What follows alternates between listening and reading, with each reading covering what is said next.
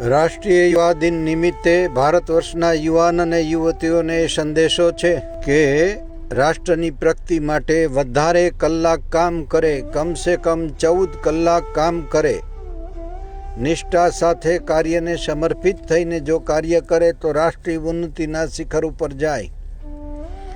સ્વામી વિવેકાનંદજી એમ કહેતા, હિન્દુ ધર્મના 33 કરોડ દેવી દેવતાઓ છે, પણ હે ભારતના યુવાનો, હું તમને એમ કહું છું કે તમે તમારા ઉપર ભરોસો રાખજો.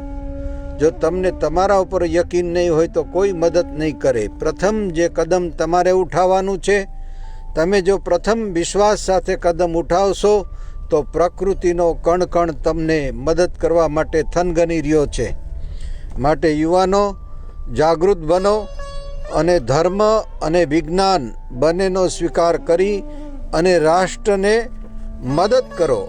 દરેક સંપ્રદાયના ભેદભાવો ભૂલીને રાષ્ટ્રની હાકલ પડે ત્યારે સમગ્ર યુવાનો જે છે એક બને, દરેક સંપ્રદાયની વ્યક્તિઓ એક બને અને રાષ્ટ્રના વિકાસમાં પોતાનું યોગદાન આપે.